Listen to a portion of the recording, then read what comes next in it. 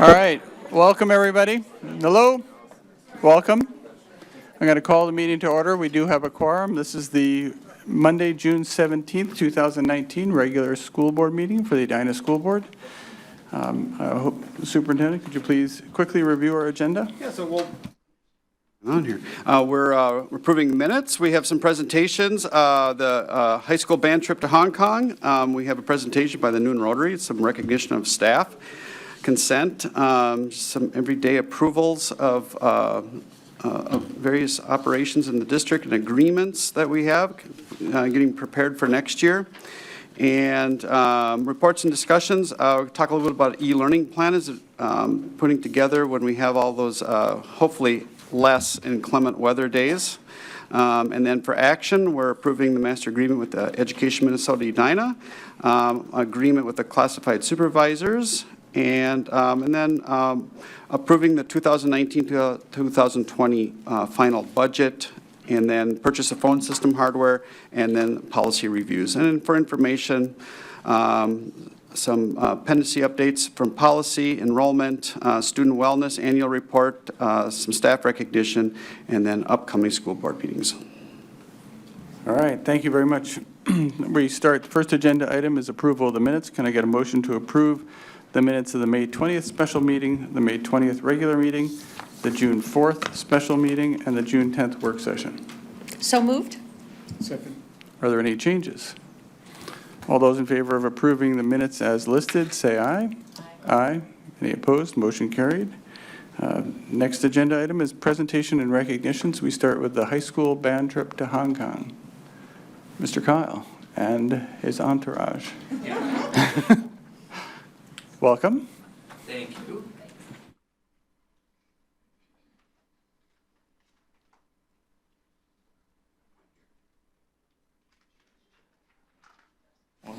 Happy summer, everyone, and thanks so much for the opportunity to be here tonight to share with you. For those of you that don't know me, my name is Paul Kile, and I'm the Director of Bands at Edina High School. Taught nearly 20 years in the district, and all three of my children have gone through the Edina public school system, the last of which just graduated a few weeks ago. Thank you, Mr. Fox, for allowing me to hand her diploma. With me today are three students of the Edina Band program, and I'll have them introduce themselves. I'm Lindsay McCon. I'm a rising senior at Edina High School, obviously, and I'm a drum major of the marching band next year, and I play the alto saxophone. I'm Michael Easley. I just graduated a couple weeks ago, and I play the tuba. My name is Marissa Dulas. I am also a graduated senior, and I play the clarinet. It seems like the band's trip to Hong Kong was so long ago, which it was because it happened in March, and yet the amazing memories are so vivid, it also feels like it just happened last week. I recognize a remarkable trip like we had happens largely because of you, the school board, and the hours you've invested in finding ways to support student travel. I also recognize you do most of the work, but have none of the fun travel experience. So I thought this brief presentation would be a way for you to vicariously enjoy the fruits of your labor as we share some of the highlights of our trips, as well as some of the life lessons that we've learned along the way. First off, and most importantly, thank you for your time, talents, and energies as school board members, and for your tremendous support of student travel and the Edina Band program. You're probably aware on some level how important the Edina Band family is in this community. Testing. Oh, now I'm in my wheelhouse. All right. In this community, and while I'm biased, I truly believe it is one of the reasons that our community and school district is so unique and sought after. Not only do I believe we have one of the finest band programs in the state, but with your support, we're also able to create life-changing experiences for our students, either through performances like POPs, or playing at the state music convention, or performances that may happen on international tours like our trip to Hong Kong. One of the things I value the most about touring, and it is a value I learned from my predecessor, Bill Webb, and fostered by the company we tour with, Simon & Simon Travel, is the empathy, understanding, and tolerance that touring develops in my students. It's understandable to have misconceptions or lack understanding about others until you get to know them on their own soil. Once that happens, a new sense of interconnectedness and global citizenry takes form. And once two cultures combine to make and share music together, the international language, then global friendships are made. My goals for this trip, and quite honestly for all the international trips we take, were to provide significant and hopefully life-changing performance experiences for my students, prepare them for the future adulting world through all the myriad skills that come to play when traveling with a group, communicating, cooperating, having patience, flexing confidence by serving as an ambassador, being courageous and talking to other students, and also little things like saying please and thank you and not losing their passport, and promoting a sense of adventure, wonderment, and awe for the world by learning about another country and its culture. So as you can see on the slide we have up here, we took in as many experiences as we possibly could to immerse ourselves in the culture and life of Hong Kong. So from shopping and bartering with locals in the night market and visiting the stilted fishing village where we lived, well, when we didn't live, we watched how people live in 21st century life in a more 19th century environment, and participating in activities like the sampan boat ride as shown in that picture. We learned a lot about the way people live across the world and the differences and similarities to our life here. Yeah, we learned firsthand the harmonious coexistence in Hong Kong of a variety of religions, including Taoists, Buddhists, Christians, and Confucians, by visiting a variety of amazing temples and monasteries. At the Wong Tai Sin Temple, we were up close and personal to a variety of ceremonies that take place, and some that we even participated in. We had our fortunes read. And then at the Kile Nunnery, we experienced some of the most beautiful and peaceful gardens in the world. And while at the Po Lin Monastery, we ate a vegetarian lunch served by the monks and visited one of the world's largest seated Buddhas. We also gave multiple performances from the Hong Kong International School to Hong Kong Disney and shared musical exchanges with students from Hong Kong Youth Symphonic Band, Hong Kong International School, and the most notable being the Dona Nobis Pachamkis concert at the St. Paul Convent School in the heart of the city. While I've led many tours to various destinations, I'm still amazed at how quickly cultural differences melt away once the music begins.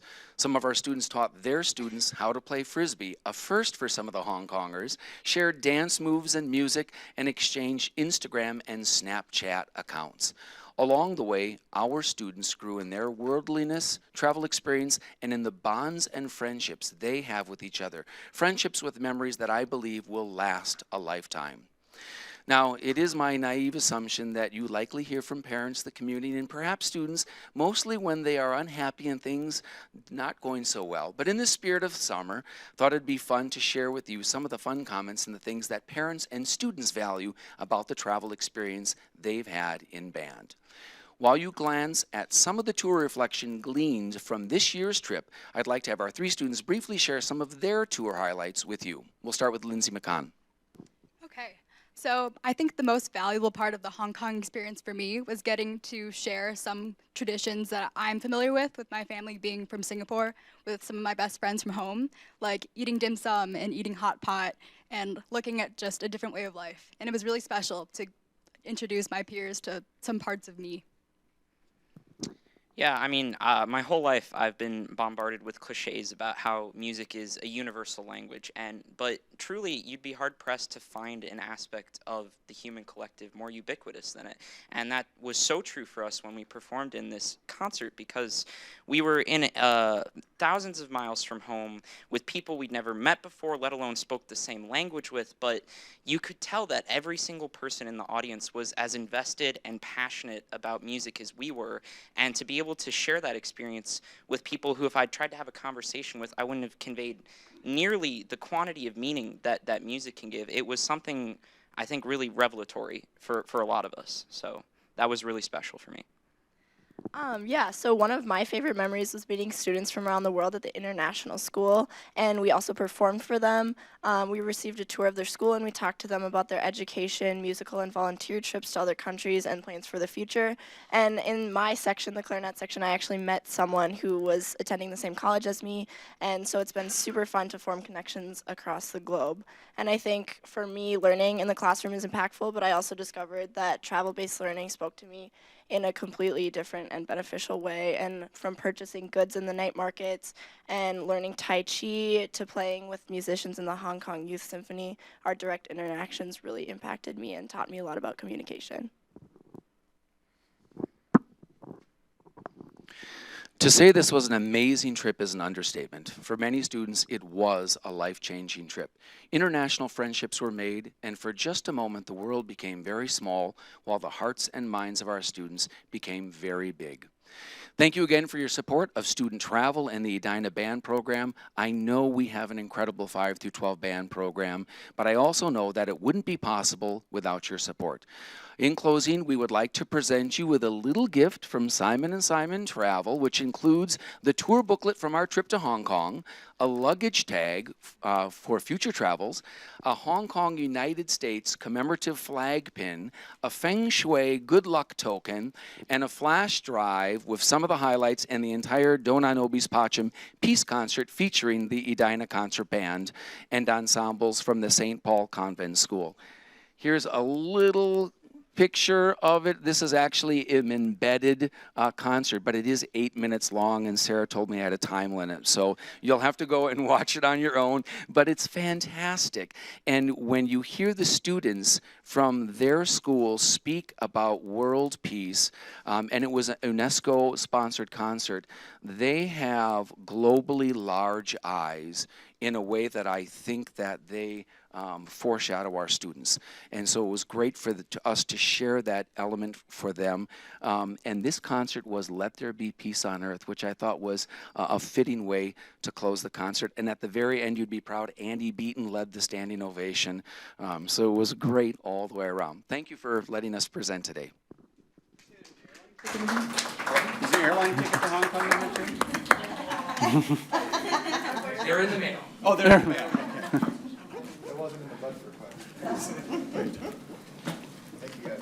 Thank you. Enjoy your summer, guys. Thank you. All right, next up is Edina Noon Rotary Superhero Program. Val. Is it still on? Good. Bonnie, stand up. Why not? We'll do a little bit different, or should I sit with her? It is my pleasure to be here with Bonnie Rolstead, an educator and a member of the Edina Noon Rotary.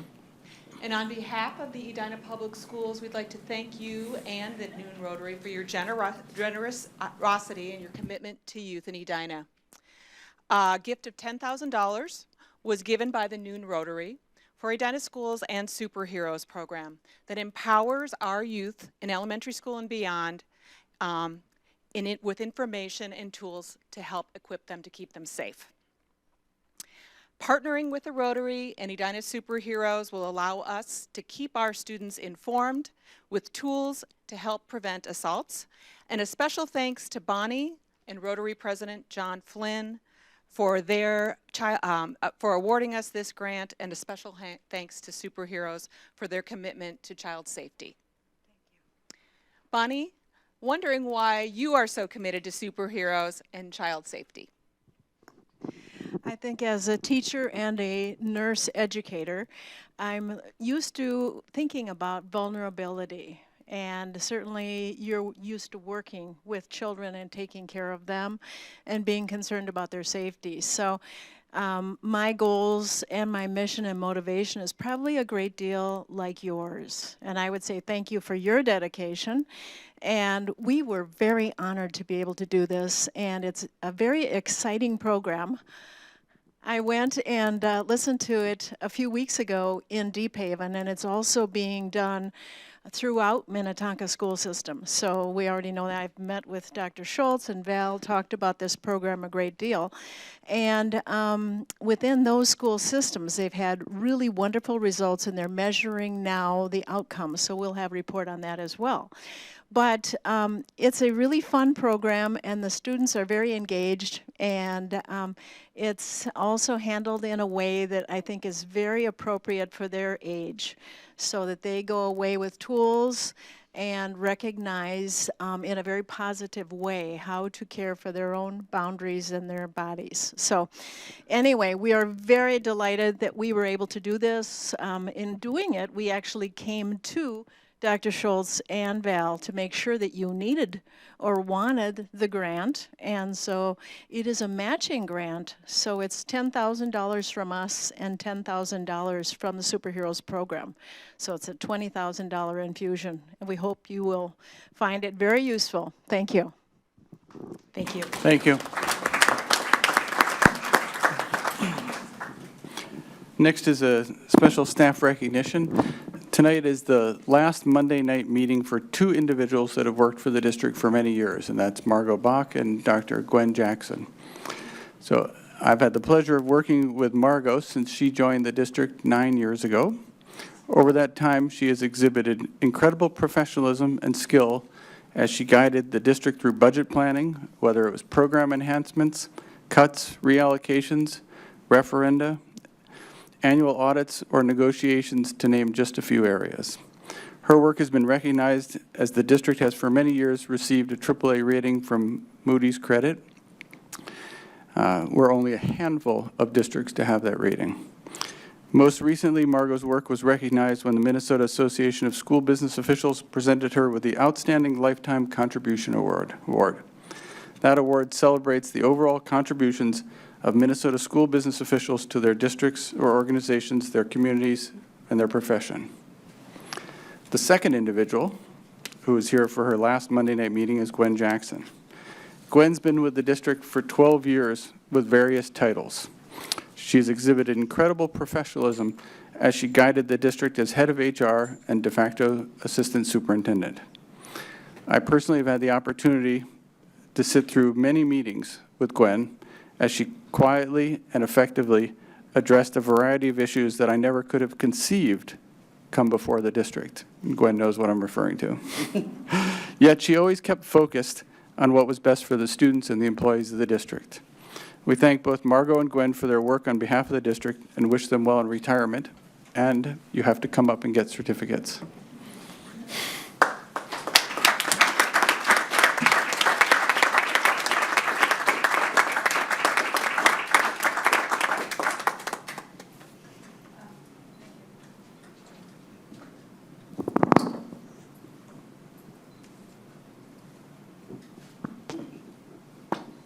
This is, hello? All right, great. I never get to ask questions. So I'm going to ask the two of you two questions. I'll have Margot go first, so Gwen, you've got a chance. So the first question is, what's your favorite memory from your time here? And the second question is easier, which is, what's next? Favorite memory is volunteering at the high school and in the EL math class and options math class. And plans afterwards are go straight to the lake. Mine is similar. I had the great opportunity to mentor a senior this year at the program at the high school. And it was so rewarding for me as well as her. And I'm so proud that she's moving on to the college that she wants to go to. So that was really my favorite experience. And this is kind of weird, but I have really enjoyed also negotiating with our teams and being creative, going to the table and being creative and trying to figure out some things. So I've really appreciated that. And for me, I am going to do a bit of traveling and try to relax on Monday evenings. Thank you very much.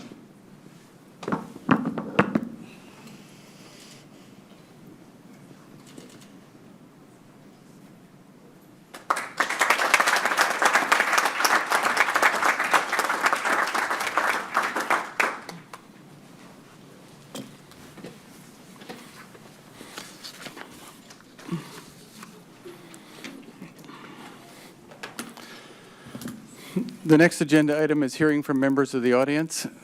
We have a number of individuals who have signed up to talk about Cornelia, and the board has also received a number of emails. And so I've asked Dr. Schultz and Margot to just give a quick overview of some information for the parents at Cornelia, just so that you've got some background before you come up and speak to the board. Thanks, Chair Wallen-Friedman. So we're going to go through where the status is right now of the staffing for Cornelia. There's been some questions around funding and how that funding impacts staffing as it relates to the funding the overall district, relates to some of the budget cuts we did this year, just to clarify that. And then talk about achievement integration funding and how that gets rolled into staffing the school system. So first, want to have the current information up to date is that the principal, Masika, has decided to use funding sources available to Cornelia to hire an additional fourth grade teacher. And Lisa's here, right? Lisa, are you here somewhere? Hi, Lisa. And so based on today's enrollment, there has been a fourth grade section, a fourth section that has been added at fourth grade at Cornelia for the 1920 school year. And based on today's enrollment numbers, Cornelia's grade 4 class size will be at 22, 22, 22, and 21. So those are the 4 sections. Those are within, or actually below the class size guidelines that the board has put forward for grade 4 between 25 and 27. And also just to let you all know that the enrollment in that grade level has dropped by 2 students in the last week. So we continue to monitor this as we do with all of our sections across the district, but that's where it is right now. I'm going to turn it over to Margaret to talk a little bit about staffing and budgets. So as far as staffing plans, throughout the district, we have a variety of funds that may go to various sites. Depending on the funding source, we have the general fund, we have compensatory funds, title funds, basic skills, special ed, achievement and integration, capital, and the list goes on, just a variety of funding sources. And that all plays into how we allocate the overall entire budget when we do projections, which you'll hear more about the budget later this evening. The building principals are always a part of our budget conversations. And Cornelia, due to the funding resources or funding that it receives, is able to spend a higher dollar amount per student than other elementary schools within the district. I just do want to make a clarification, a difference between staffing and the budget reductions. The fourth grade at Cornelia was not a part of the overall budget reduction plan that the board approved in March. It's a part of the overall staffing based on an enrollment, similar to how we adjust secondary, just overall.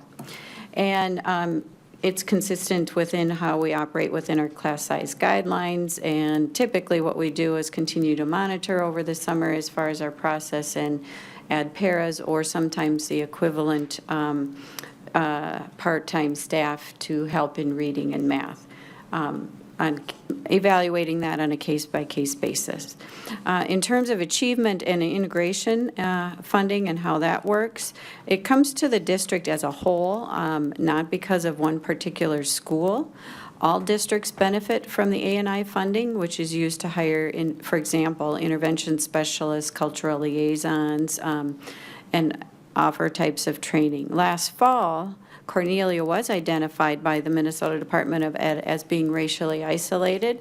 The district decided to allocate an additional funding to Cornelia for 1920 as a result of this, approximately $50,000. In April, MDE informed Principal Masika and the district that Cornelia is not racially identifiable for the coming 1920 school year. The district did decide to continue to maintain the additional allocation for 1920 of approximately $50,000 to Cornelia, regardless of the change of the MDE designation. So just to let you know that we will continue to watch our enrollment as we always do in the summer. It's enrollment fluctuates right up to when school starts. So final staffing decisions in August is not uncommon. So Cornelia building level leadership talked to Lisa today that they had made the decision not to wait. They will use these funds to hire that additional fourth grade teacher, the A&I funds. And there is also some information related to English language learners. There will be additional staffing for English language learners at Cornelia. And So again, because of the funding Cornelia receives, it's able to spend that higher amount per student than the other district elementary schools, which allows them to get that fourth section. So we will keep in contact with the building principals as we do, and I'm sure Ms. Masika will be able to communicate to the parents and to teaching staff how that staffing unfolds at Cornelia. So with that background, Great. Mr. Wallen-Friedman. All right, thank you. We're now going to hearing from the members of the audience. Each month, when we get to this part of our agenda, where the board receives comments from the public, I usually give a brief summary of the rules for public comment. I mentioned that individuals who want to speak need to sign up in advance. They're to keep their comments to 3 minutes, that individuals should try not to repeat what has been said by others, that we typically don't respond to what is said, but there'll be feedback given. I also mentioned that our rules prohibit individuals from making comments about employees of the district and school board members.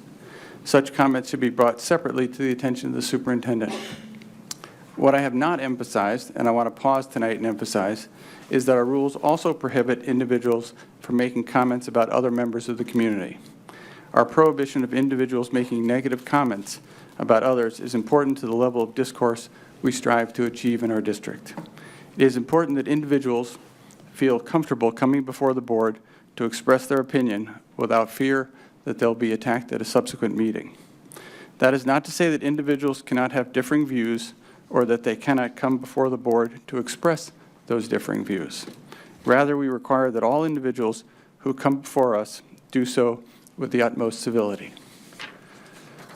To the extent that I or any other member of the board fail to enforce that rule, we commit to you to do a better job so that everyone can feel comfortable coming before us. Thank you. And with that said, I will welcome our first speaker tonight, and I will apologize in advance if I mispronounce people's names, but Macarena Corral. No? Okay. Kathryn Graf.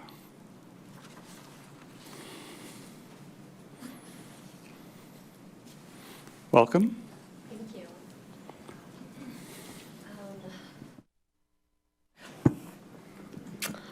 Good evening. I apologize, I missed some of the comments at the beginning, so if my comments are a little late in terms of Cornelia funding, then I apologize. But it's a topic of great concern to our school and to me, so here I am. I spoke last month at the board meeting, and I want to thank you for taking the time to hear my concerns regarding funding for Cornelia Elementary School again. I'm pleased with the decision to hire a 4th class in Cornelia's 4th grade. I think this decision is essential to the academic success of our rising 4th graders and will better allow our teachers to meet the individual needs of each student in his or her class. As we heard at last month's school board meeting, the needs of Cornelia's students are more varied than anywhere else in the district. As a result, having smaller classes is even more important at Cornelia than in other schools. I'm extremely disappointed, however, that additional funds were not allocated from the Edina General Fund to fund that teacher. Teaching salaries come from the general fund, and Cornelia's 4th grade teacher should be no exception. Since additional funds were not allocated to our school, Cornelia now stands to lose a multi-language learner instructor. If it stands, that decision would undermine Cornelia's and Edina Public Schools' efforts to close the achievement gap. Cornelia's students are 46% diverse and receive more free and reduced lunches than any other school in the district. I just learned that we no longer receive additional funding from the state to assist with achieving, closing the achievement gap. But Cornelia needs it more than many other schools in the district. I'm happy to hear, if I understood that correctly, that additional funding will continue to go to Cornelia to help close the achievement gap. You will hear more from one of our parents who is a professional in the field, but money spent at the elementary level is more efficient in helping students learn English than money spent later trying to help them catch up. Nearly 1 in 5 Cornelia students are English language learners. So cutting this position would have a large and detrimental impact on their education at a stage where that impact could have lasting damage. So I have 2 requests for the board. First, ensure that funding for Cornelia's 4th grade teacher comes from the general fund. just like everywhere else. Second, reallocate funding Edina receives from to close the achievement gap to maintain the half-time multilingual learner instructor at Cornelia. Thank you very much. Thank you. Next is Chandra Kavadi.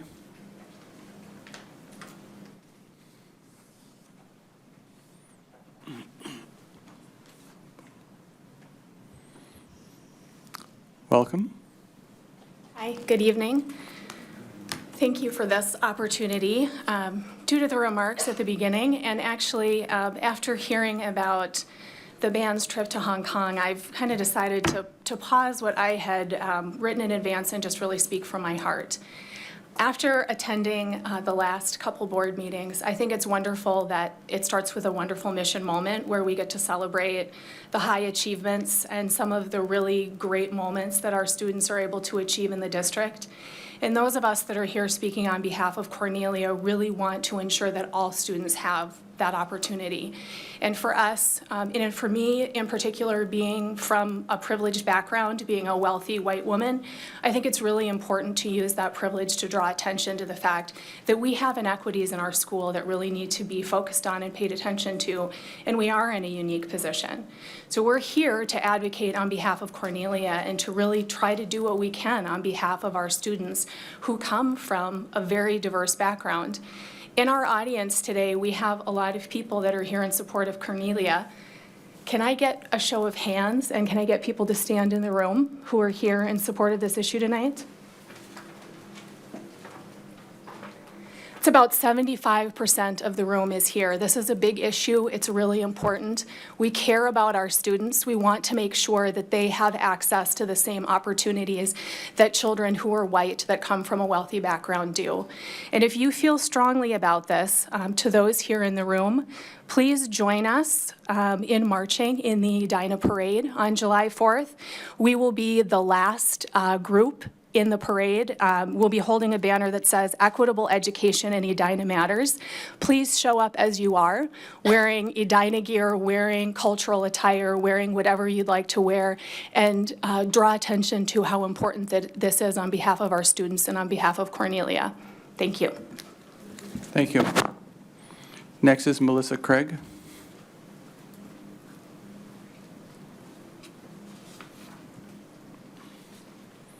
Welcome. Hi. Thank you again, board members, Superintendent Schultz, Margot, everybody for your time, phone conversations, email replies, data provided. I appreciate the opportunity to share my thoughts with you and learn more about the education funding process, probably more than I ever wanted to know, but I feel much more informed now. So Melissa Craig, a parent of an incoming third grader and twin first graders at Cornelia Elementary School. I'm here again to continue to advocate on behalf of the beautifully diverse student body, our principal, Mrs. Masika, and the incredibly dedicated staff at Cornelia Elementary School. Ever since I learned about the reduction of an ESL staff being removed at Cornelia because of a change to the student-teacher ratio and the removal of a fourth grade teacher that would have resulted us in having class size above the district guidelines, I've been passionate of trying to understand why these inequities exist. Based on the analysis I've performed, I believe, and many of those sitting behind me believe, that Edina Public Schools is underserving one of the most diverse schools in the district. At the same time I was asking these questions, on June 1st, the Minneapolis Star-Tribune published an article titled $600 million a year, yet the achievement gap persists. This article highlights the same issue that I observed. Funding is being given to a school, but little of it is being given to the activities and programs to effectively address the issue. At the board meeting working session last week, board members indicated that they would like to see improvement in reading at the third grade level. This has been a goal of the district included in the achievement and integration plans for the last 3 years and perhaps even longer. What is the board and the district office going to do to help address this issue at Cornelia? Also at the board meeting, others mentioned they would like to work towards closing the achievement gap. Others expressed they would like to an interest in identifying these kiddos earlier. The data provided in the 2018 State Accountability Report and the World's Best Workforce Report both called out that disparities for our children of color, and they recommended that the district identify and remove barriers to focus on the students that need the help. There is data already out there to be able to identify these students. What is the board and the school district going to do differently to achieve this goal at Cornelia? Also, at the strategic planning meeting, there was discussion about wanting to prepare students for the real world. The real world is becoming increasingly diverse. Employers are embracing diversity and inclusion initiatives and are looking to hire based upon the changing demographics in our society. Many of you at the board strategic planning session thought it would be a great idea to partner with businesses in our community to provide students with opportunities. I'm an employee and hiring manager at Best Buy corporate office just a mile away from Cornelia Elementary School. Today, we welcomed a young Somali high school woman student to our accounting team for a summer internship. I wanted to share with you what I've learned from our former CEO, Hubert Joly, and I'll emphasize that our new CEO, Corey Berry, feels the same way. They've taught us the importance of the say-do ratio. If you say you're going to do something, like have third grade readers or close the achievement gap, then really you need to do something about it. Cutting funding in the most diverse school in your district isn't going to get you there. Our CEO has signed the CEO Action for Diversity and Inclusion Pledge, as have many other organizations like Target, General Mills, Health Partners, Cargill, Medtronic. Companies are looking to hire the best, the brightest, and most diverse students. Edina Public Schools has the opportunity and the obligation to make this a reality for our community. Please just stop saying and start doing. Invest in Cornelia Elementary and provide our principal and our hardworking staff the adequate resources they need to set the goals you've achieved, or to achieve the goals you've set forth. Thank you. Thank you. Next is Sarah Wenthold.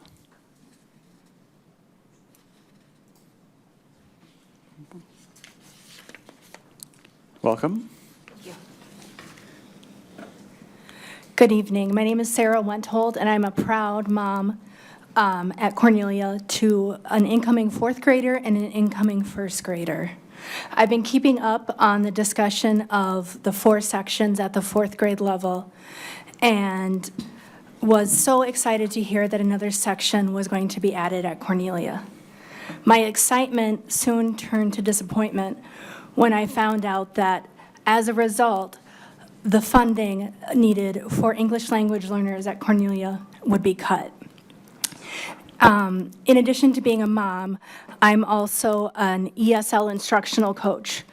I work with teachers, teaching them what is best practice for English language learners. And a lot of my job and my role is advocating for families and EL students who don't always have a voice at the table. So tonight, I want to be that voice. I want to bring research-based best practice to talk about why it's so important that we have as many EL professionals working with our EL children. Not just for the EL children, but the Cornelia community as a whole. When we look at research-based best practice instruction for EL students, we have to look at it in 2 ways. We look first at the BICS, which is basic interpersonal communication skills, or the language that the children would use on the playground, interacting with friends. And we also have the CALP, which is the cognitive academic language processing. That's the academic language, the language that children need in order to be successful at school. The research shows that in order to gain the BICS, the basic conversational English, it'll take children 3 to 5 years to become proficient. And proficient just means being able to communicate needs at the level of a native English speaker. Now, the academic piece, that can take 4 to 7 years. And the reason it takes a bit longer is that it's more the specialized language, the language of math, the language of social studies, the language of science, the language of literacy. If the students don't have that academic language, they can't access the content. And if they can't access the content, they're not going to be learning as much as they could. And we also know from research that EL children need to increase by 1.5 years gains for 6 years in order to keep up with their native English speaker counterparts. And in order to do this, we have to start early. We can't wait until the children are older to intervene and give best practice instruction to the students. And we may say, yes, well, they're in the mainstream classroom. They're going to be getting access to regular English instruction. That's true, but they need more. They need direct instruction on how to access the academics. So the mainstream teacher has a responsibility with the content. And the EL teacher then comes alongside and collaborates directly with the mainstream teacher, helping give suggestions and ideas and ways to integrate language into everything they do. And then children also have that specialized time with the EL teacher who knows how to best deliver the EL instruction. So I say to you, board, that we can't wait. We need to go what's best practice in research and serve our EL students at Cornelia. If our goal as Edina Public Schools is to close the achievement gap, then we need to put our efforts and resources where it's needed most. Thank you so much. Thank you. Next is Kelly Vasily.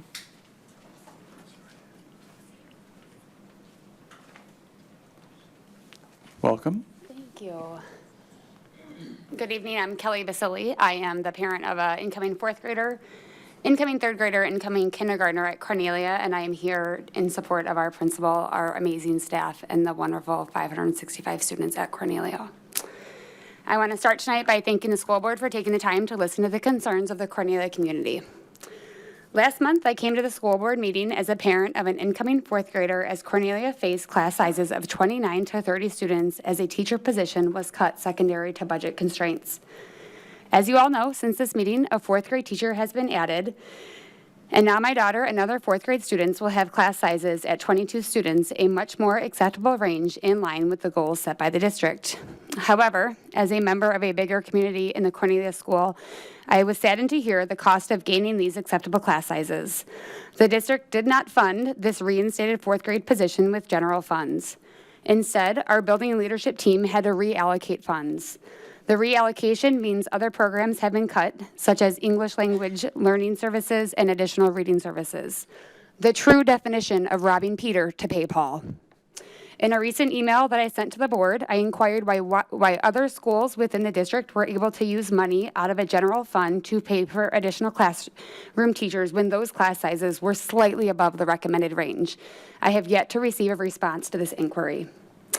Last summer, I received a flyer in the mail, and it was entitled, "We Are EPS." Within this flyer, the following demographics were highlighted. We are Edina Public Schools. 26% of our students are of color. 8% qualify for free and reduced lunch. 10% receive special education services, and 5% receive English learner services. Our students at Cornelia offer a unique subset to this EPS population. We are Cornelia.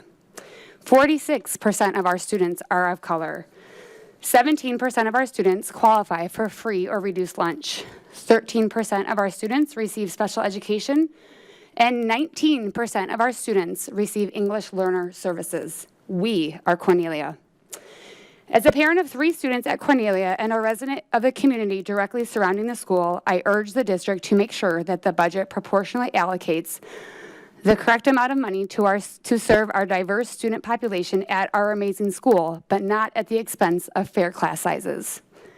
Finally, I want to end my 3 minutes tonight to talk about the number of families that are zoned to go to Cornelia that opt to open enroll into other elementary schools within our district. In my section of the Cornelia neighborhood, I have a neighbor who drives by Cornelia on her way to drop her kid off at Concord. My daughter has a teammate on her softball team who drives by Cornelia on her way to the Discovery program at Highlands, not the CP program. My other daughter has a friend on her dance team who drives by Cornelia on her way to Creek Valley. I often wonder why this is the case. It isn't because of our teachers. You see, we have the best teachers in the district. It isn't for convenience, as they drive to schools much farther away from home. So I'm left to speculate. I can only assume that parents drive by our school because of our achievement gap, because we have the lowest reading scores in the district, and because of our statistics and demographics. I asked the school board to help us rewrite the stigma behind Cornelia and recognize the unique niche our school and community occupy within the district. Give our school the resources and allocations necessary to support our teachers, our staff, and our students. Help us close the achievement gap. Help us increase reading scores and help give all of our students in the district an opportunity to grow and learn. There is no other school in this district that I would want my kids attending, and I want everyone in this school to be given the same opportunity to succeed. We are Cornelia. I appreciate your time. Thank you.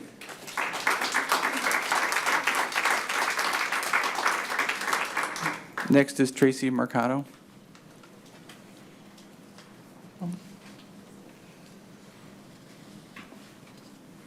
Welcome.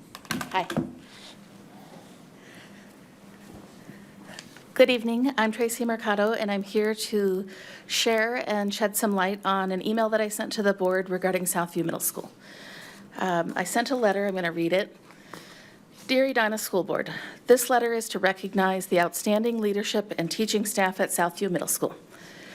My student attends Southview, and we are happy with the school's leadership, its teachers, and programming. We are particularly excited about the Daily Flex addition to the schedule and increased choice for students to get what they need. Since the school board typically hears from people when they are dissatisfied, we wanted to make sure that you know that we are very pleased with our experience at Southview and give a big kudos to the teaching staff and administration of the school. Keep up the great work.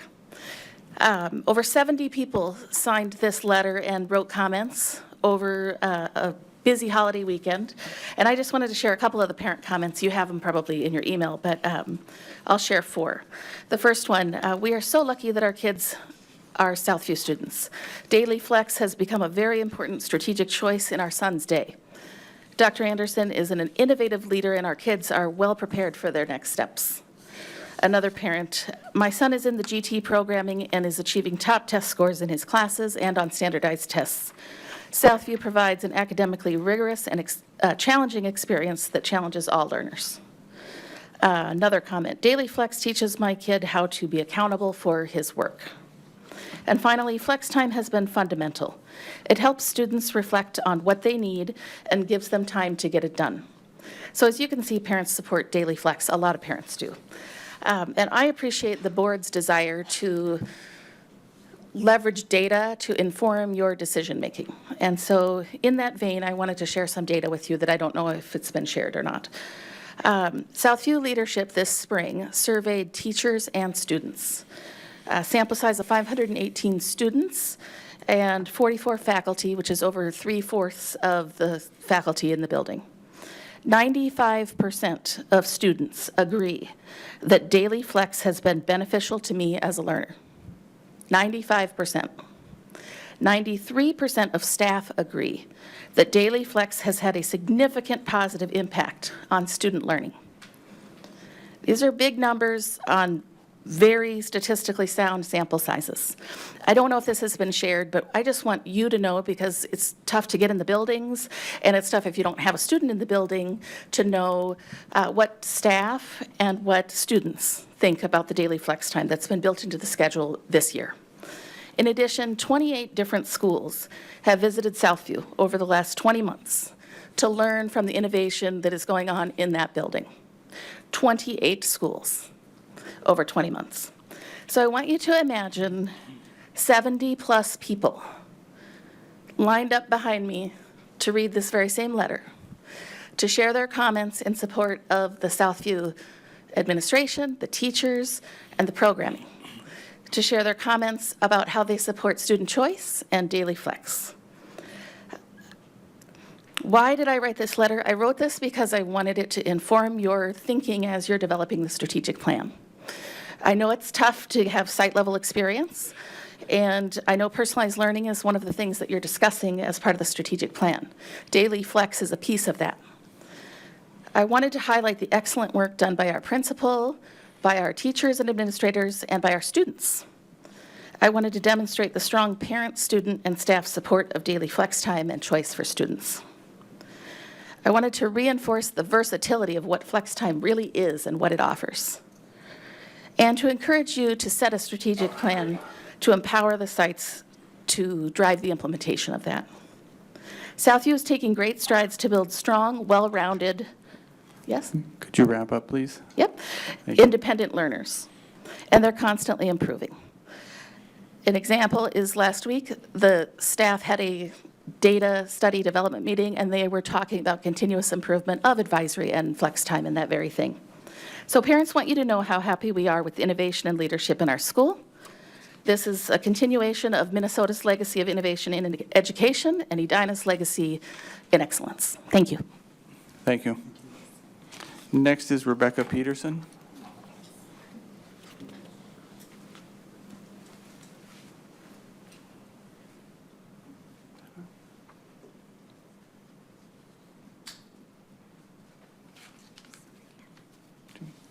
Welcome. Hi.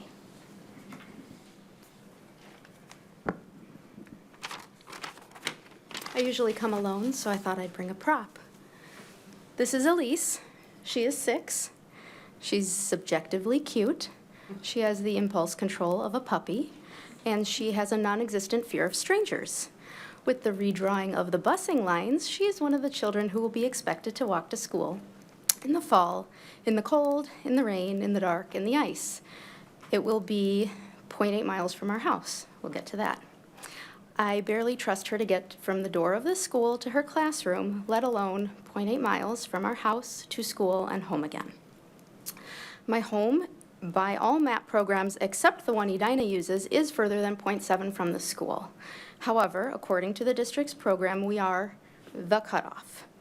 As such, my children are told they will no longer have a bus to school, so they will have to walk along 60th, which has no sidewalk, up Hanson, which has no sidewalk and a blind curve, and along Benton. If you're familiar with Benton, some of the sidewalk has no curb, and cars drive up it as it's not clear where the sidewalk actually is. The child who lives on the street behind us, in the house behind us, will still have a bus, so the bus will still go by our house, our block, and pick her up, just not my children. I will pause and say I am speaking on behalf of the neighbors who are in a similar position, but using my children as an example because they're mine. I do not object to our stop disappearing. I don't object to my children having to walk to a new spot a block away where the bus will continue to go. I have not asked for any special treatment to be made. However, bus capacity is over 70. No bus that I have ever seen is close to 70. In terms of efficiency, there's no way the buses could pick up 70 children and get their routes done in time. So I know there's room for my children, plus they're small. They're little. My children are able to get to a stop. This is what Minneapolis students do. They come in, they get to a stop, and then they're allowed to go to the school. The Minneapolis students whose parents are not paying taxes in Edina, they're still allowed to use the buses. This is not a battle. I will stop fighting. So long as the bus is in my neighborhood, I will continue to push for my children to be allowed to ride to and from school safely. In denying them a ride, especially home, we are given little options. I will have to leave my job at 2 p.m. My job doesn't end at 2 p.m. I don't know about your jobs, but they go longer than 2 p.m. There's no kids club option. It is full. The wait lists are full. They've been full since basically the minute that it opened up. I can't have them just hop a ride home with people. My children will be in car seats until they're 40, so they would have to be in a pre-planned ride that had safe rides, and that's not an option, and there are more than one. I brought a representative. So getting a bus home is the only way that I know that they can get home safely. Once they get there, they can get into the house and be there until I return. I'm all for bus routes being more efficient. I'm all for cutting the routes. I don't need to see 3 stops from my front door. But as long as a bus is going through a neighborhood, it does not make sense to cut it off from the kids that could use it and get to school safely. So I would like that to be relooked at and reevaluated before it is cut on a whim. Measure first, measure twice, cut once. Thank you. Thank you. Next is Jill Dietering. Say thank you. Thank you.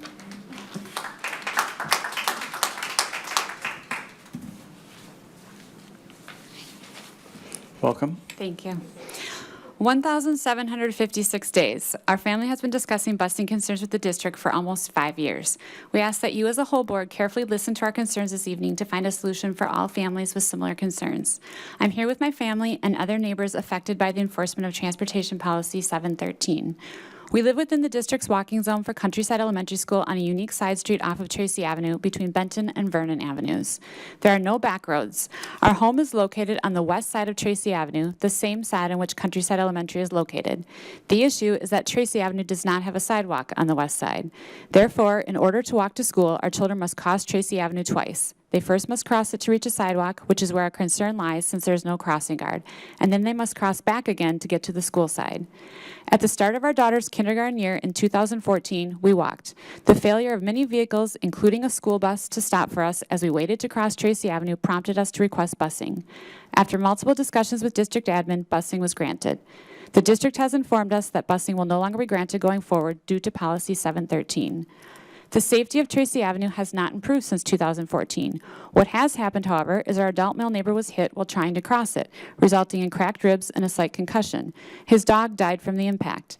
We can't understand how anyone could possibly still question the safety of crossing Tracy Avenue after this unfortunate event, but here we are almost 5 years later. We understand there are many families who will no longer have busing next year with similar concerns. We are asking for a solution for all. It has come to our understanding that some Edina residents assigned to the Hopkins School District who open enrolled to Edina Public Schools have the option to pay for busing.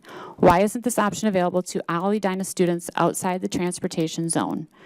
Due to work commitments, it is likely that neither my husband or I will be able to guide our children across Tracy Avenue on many days. There is not a need for care once they arrive home. The only issue is getting them across Tracy Avenue. Since this need is sporadic, we have looked into Kids Club care for these days. It seems a bit ridiculous that we would need to take up Kids Club drop-in spots simply because there is not a safe way for them to get home, not because they need care at home. However, we still looked into this option. After talking with a Kids Club staff member from Countryside, we were informed that this is not even an option since there is no room for drop-in care for the upcoming school year. We have not just gone to the district to find a solution for the concern of pedestrians crossing Tracy Avenue. According to the city's data analysis regarding Tracy, 91% of northbound traffic and 86% of southbound traffic exceed the posted speed limit of 25 miles per hour.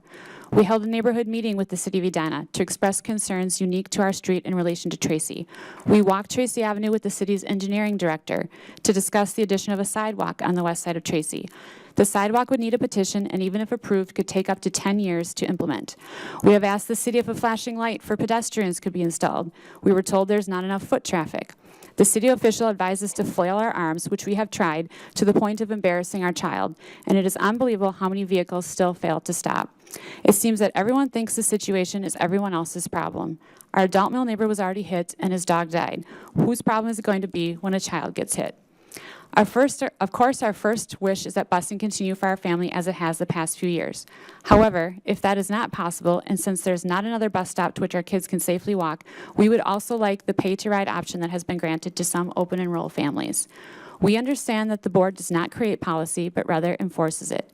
If time constraints for the upcoming school year do not permit the district to implement a safe solution, such as a pay-to-ride option for all Edina students outside the transportation zone, we are asking you, the board, to retract and delay the enforcement of Policy 713 for at least another year until a viable solution for all children to get safely to and from school can be implemented. Thank you. Thank you. Next is Mike Zur.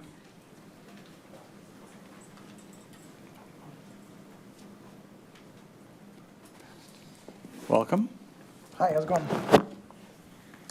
Hi, Mike Sam, a Cornelia parent. I'm here on behalf of the parents of the Cornelia School. So I want to step back a bit and talk a bit about context and know why parents in Cornelia are a bit concerned about the stuff that happened over the last 3 or 4 months. So there is a gap in Cornelia. We know there's an achievement gap between the way the school scores on reading and math relative to other schools. The gap is significant. It's declining, whereas other schools are increasing their scores. Cornelia keeps declining. So the gap continues to increase. So that's the concern that we look at in the context of class sizes being larger than what we would have expected. My question is what is the school board's opinion about why the gap exists? What are the driving factors behind this gap? Have we studied this? Do we think we know the answers to why the gap exists? Does the gap exist only in the grade school levels, and does it persist through high school and middle school? I don't know these answers. I'm not coming here with any answers tonight. I'm really asking the questions around why the board thinks the gap exists and what factors drive it. Maybe it's a mystery. I'm an economist. Lots of things I can't explain. Teenagers, women. Maybe this is one of those things that we can't explain. But my question is, have we studied it? Have we looked at the data? And do we think we know the understanding reasons behind it? If so, then what's the plan going forward? What's the plan to address the gap? Is the plan to have more resources? I don't know if that's the answer. We obviously spend more on Cornelia than other schools. Is it innovation? Should we try new things at Cornelia that other schools haven't tried, simply because we're looking to address a situation that is different than other schools? Again, I don't know the answers. I'm just asking the questions around on what the plan is going forward. I think that the parents' concern that I talk to is mostly around transparency. We don't know that the board understands the reasons behind the gap. We don't really understand what the plan is behind to address the gap. And so when you see the decision around a classroom going to potentially 30, which was taken care of, I understand that. As a parent, you question, does the board understand the concerns? Do they care about our concerns? Those types of things. And the lack of information, oftentimes the worst is assumed by people. That's just human nature. So I appreciate the transparency at the beginning of tonight's meeting. I encourage you to keep being transparent around the reasons behind the gap, what you plan to do about it, and what to do going forward. That's it. Thanks. Thank you.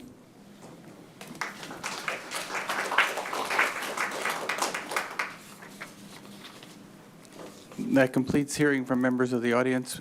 We do have a number of staff recognitions from emails that came in. The first one is for Charlie Weiss, who is the band instructor at Southview Middle School. Thank you, Mr. Weiss, for an excellent 3 years of instruction. My child has grown as a musician and, more importantly, truly enjoys his or her band experience. The next is a commendation of Tim Anderson, who's the principal of Southview Middle School. The person who wrote in says that as a teacher who has been at Southview for many years, the last 3 with Tim as our leader have been full of positive professional growth for our staff. We're doing better work for our students.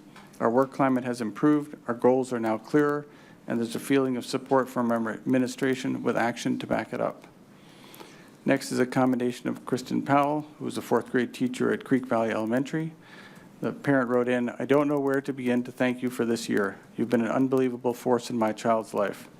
In the classroom, you treated all children with such respect and super high expectations.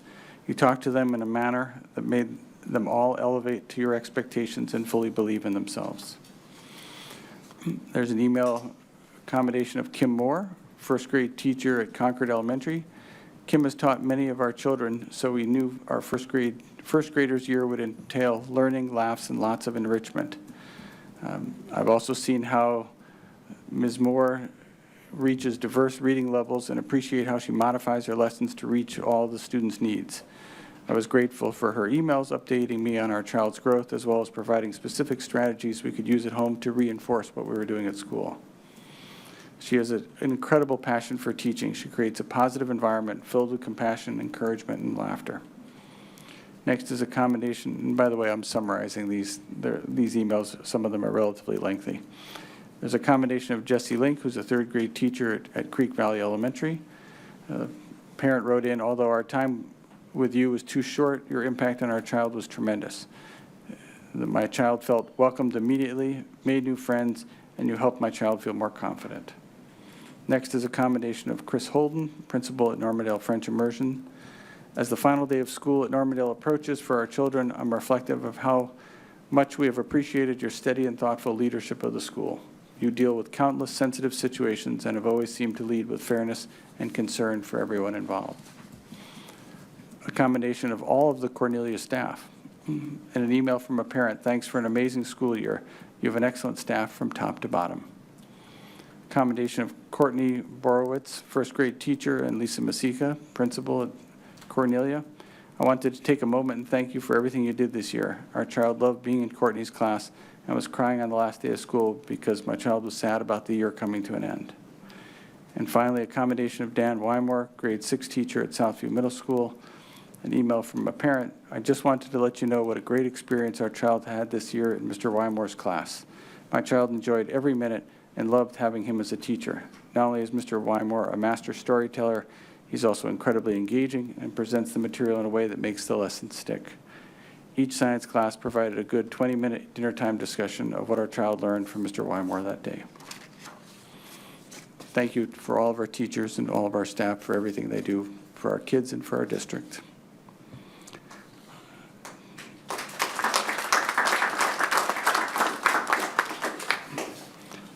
Next is hearing from next is consent.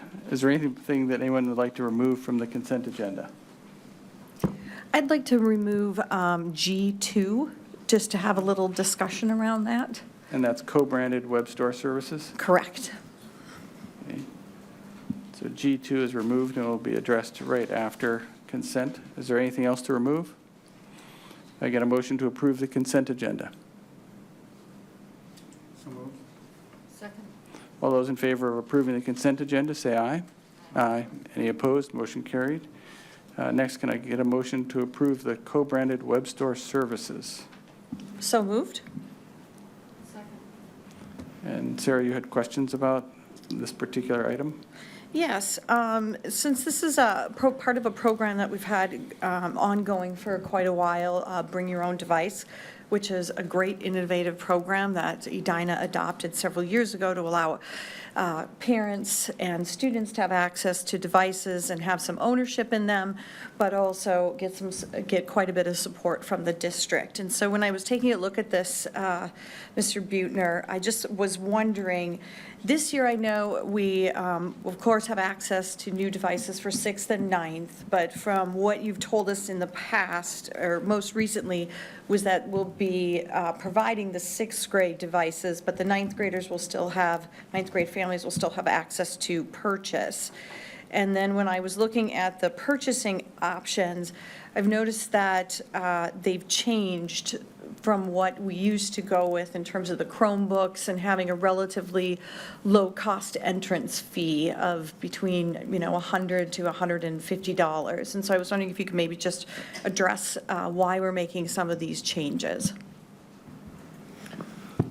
Thank you. Good evening, Board. Good evening, Superintendent Dr. Schultz and the Board. We continue to monitor the eLearning Squared program and specifically this innovative program. Our hope is that we can keep the prices down, but there is a couple of situations that are happening in the market. The first is that generally speaking, there's a huge shortage of Chromebooks this year. And so for the last few years, there's been quite a few Chromebooks and they've had a race to the bottom for price and price competitiveness. This year, it's trending differently, and what's happening is Intel, which is the major manufacturer of the chipset, is having a problem creating enough chips to go into devices. And so what they've done is they've shifted their manufacturing away from Chromebook models to Intel i5 and other laptop models, creating a shortage of the chip, raising the prices up for it. The other aspect of it is that the 3-year warranty that we put, the accidental damage warranty, we've got that included on both of these items, and that's gone up a little bit in price as well. Both those things have created a little bit of a price increase on our devices, but we continue to monitor that. We think it's important that we keep that 3-year accidental damage warranty on those devices so that parents have confidence that that device is going to get repaired and it's going to be put in place. But yes, you're right, the prices did go up, and we're seeing that price increase for our devices as well. Thank you very much. That completely answers my question. Are there any other questions on the co-branded web store services?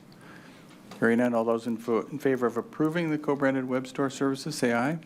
Aye. Any opposed? Motion carried. Next is reports and discussions. Steve, you are up again with the inclement weather e-learning plan. We're not going to need it next year. That's it. What? No. Had enough this year. There are probably many students who are tired of getting a day off. They are. Students or parents?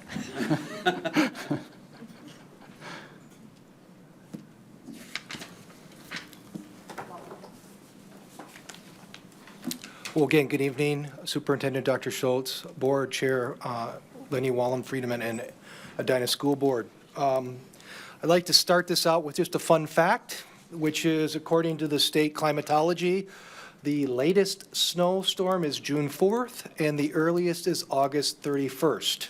So though a lot of people are outside tonight enjoying the Minnesota weather, if you remember not too long ago, we had one heck of a cold one last year. And so what this proposal aims to do is provide choice to the school district to provide continuity of learning when it gets too cold for us to actually have people coming because of safety concerns to the buildings, and it's called e-learning squared. This proposal addresses the state legislation requirements that we have, which says that per legislation, we can take advantage of e-learning program so that we can, in case of inclement weather, we can declare it. Up to 5 days a school year we can do this on, and then the benefit to the district is that, one, it is counted as an instructional day, so we don't lose our funding for that day, as well as the fact is that we just keep this continuity of learning, which we think is very important.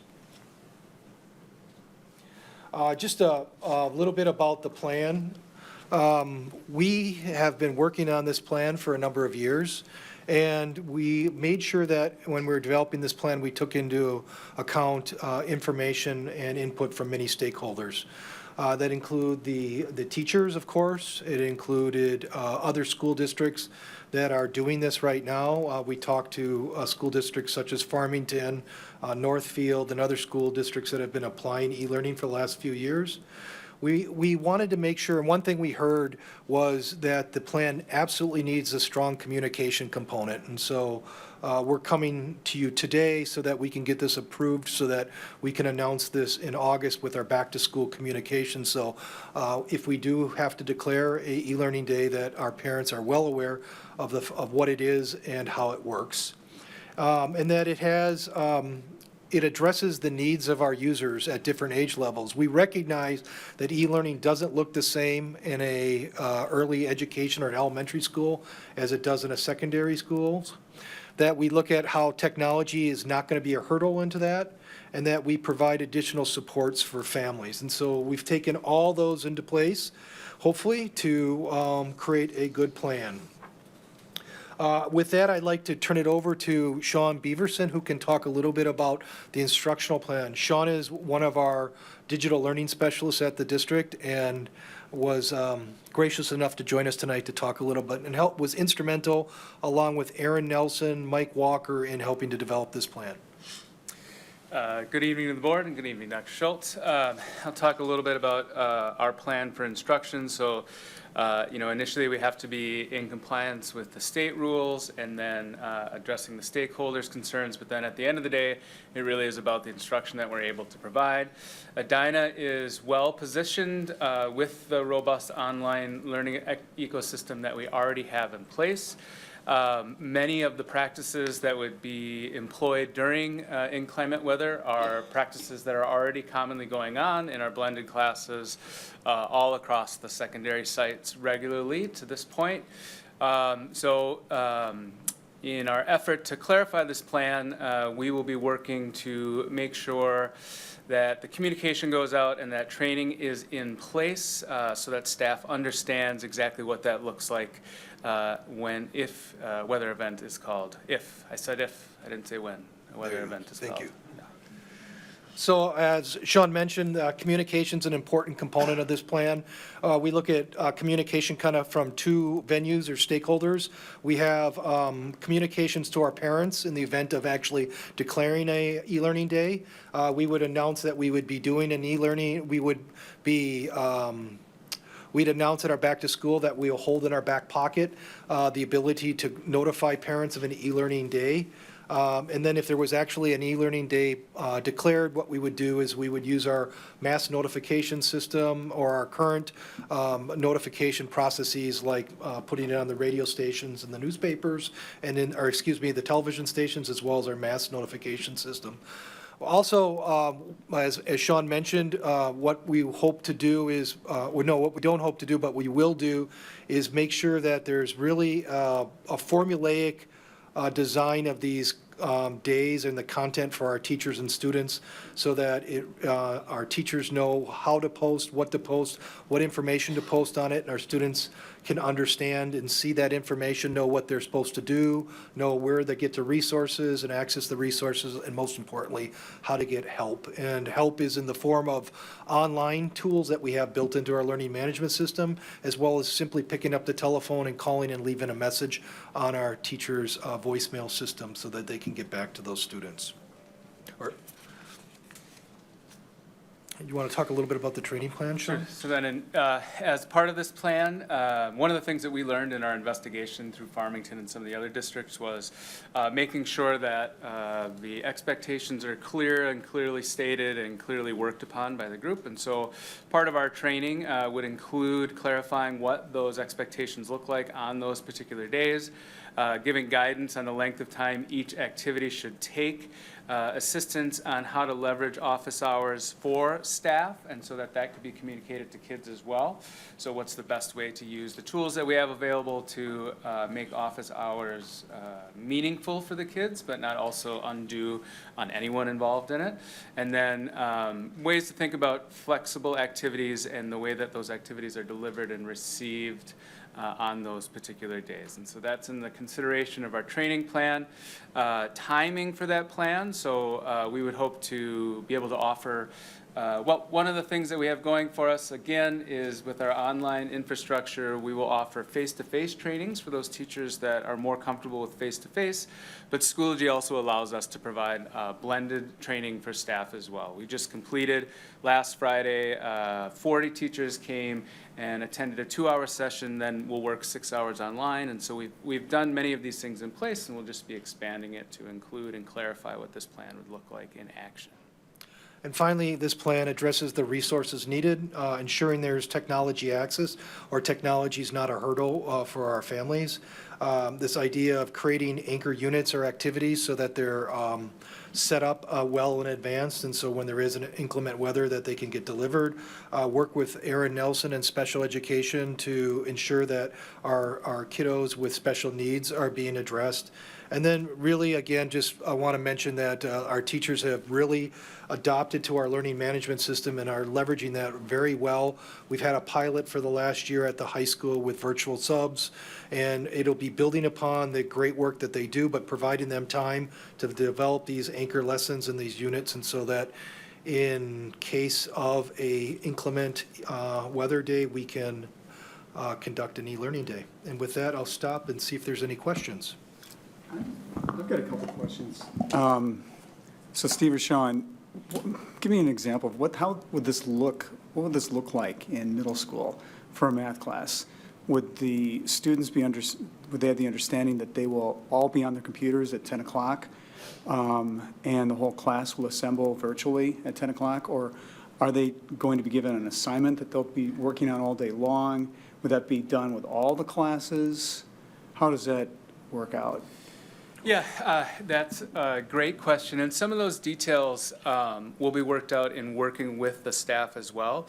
But the way that this lives in other examples where it's currently going is a blended lesson or a flipped lesson would be hosted for that math class. There'd be an expectation that kids participate in that, and that's part of the Minnesota State statute that in order to count that as attendance, they need to participate in some way.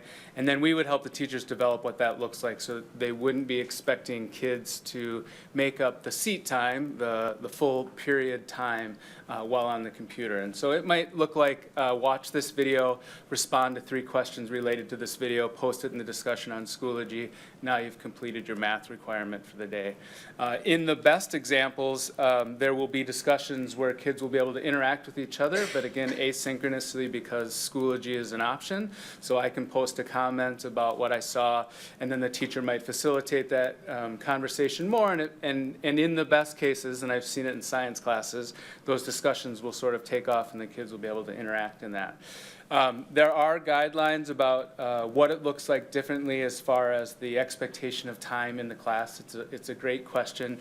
It's one that we've talked about and discussed. And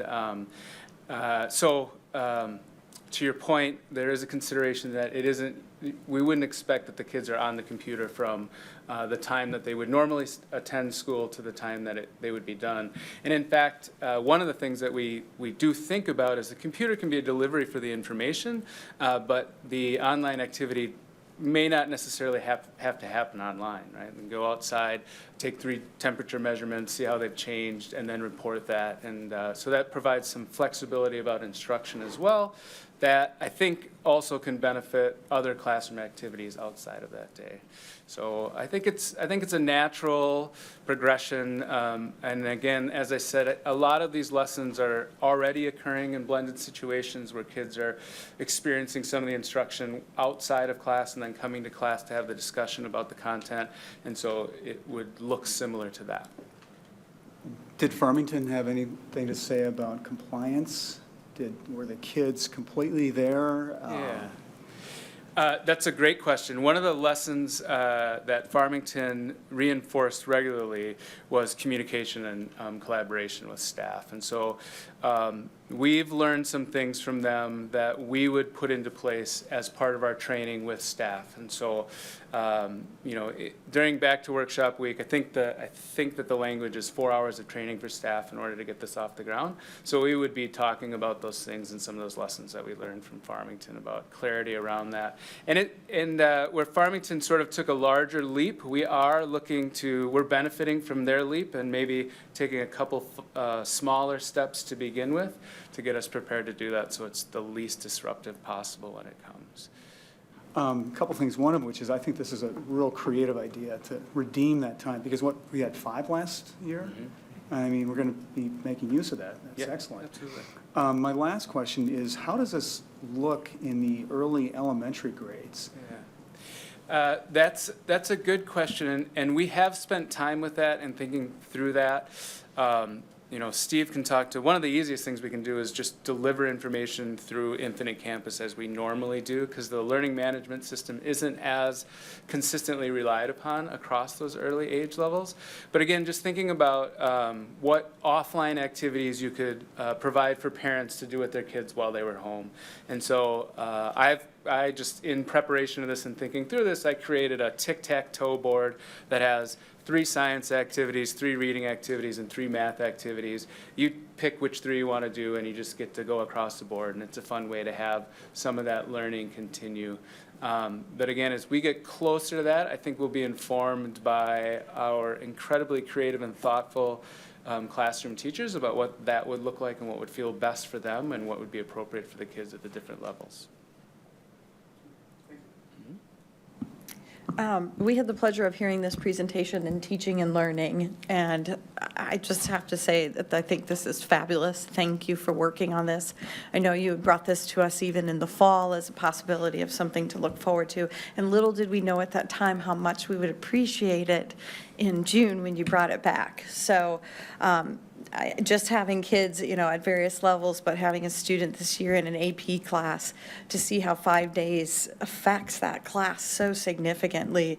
This is such a fabulous option. And I want to thank the teachers and the teachers union and Gwen and Margot for putting this into the new contract that we're going to be discussing.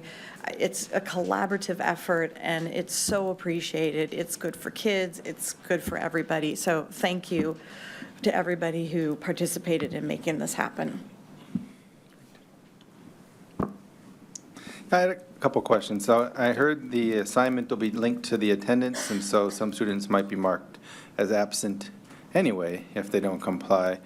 I was wondering about the deadline. I've heard some districts will say maybe 5, 6, 7 days later is actually the deadline for this assignment and will retroactively mark you absent if you haven't complied by then, which ensures that students both have the time to do this work because they may be in a place where they don't have access. They may ensure that students get the learning we hope they would get, and getting back to the attendance and the financial component of attendance, minimize that impact on our district of, of that hit due to the weather. Is that something that other districts have as a top-down rule that you must give students 5, 6, 7 days to complete this inclement weather e-learning squared assignment, that you don't have teacher discretion to hit that marked absent button earlier? Is that something you've heard elsewhere? Yes, we've heard other school districts have come up with ways to use e-learning, not just for inclement weather, but for days where they're going to have professional development and they're not going to have students. And so they still want to have that continuity of learning going on. And so the teachers have developed units of lessons. Those don't count for instructional time per legislation. And so those, they generally give a longer window for turning in the assignments. Per legislation, what the Minnesota Board of Education recommends is that the assignment is taken that day, just like in a normal assignment period. But we also have processes in place, just like if a teacher was gone for absence in a day, and then the attendance clerk made the attendance. And so we envision that we're going to attempt to take the attendance that day, sometime that day, and then if it's not, we do already have internal processes in place where we can come back around the next day and do attendance where things happen with the technology, for instance, where we had a substitute the day before and we didn't take attendance. So we're looking at attendance that day, and then if there's not, there's already process in place to be able to come around and take care of the attendance the next business day. I don't know if it quite gets to my question, because my question wasn't so much the logistics of taking the attendance, but the wisdom of giving students an extended time to comply so you minimize those students who ultimately are marked absent due to their own choices, not due to our logistical hassles. Well, I think we can look into that. The state is pretty adamant that they want us to follow the regular attendance policies of the district, so that attendance is taken on a daily basis and things like that. Whether or not all the assignments account for that person's attendance. And so, for instance, if there was an assignment that was being delivered and there was also a discussion thread, and the discussion thread is for the attendance component for the day, but the assignment could be turned in at a later date and still get credit for that. There's still the availability of the student to turn in the homework and do the homework and get the credit for the homework.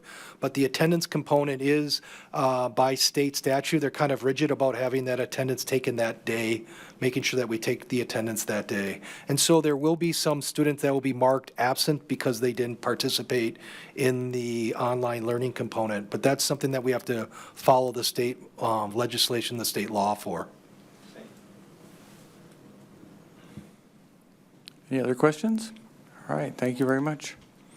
Thank you. Next, we move on to our action items. Can I get a motion to approve the master agreement with Education Minnesota Edina? So moved. And Gwen. Okay.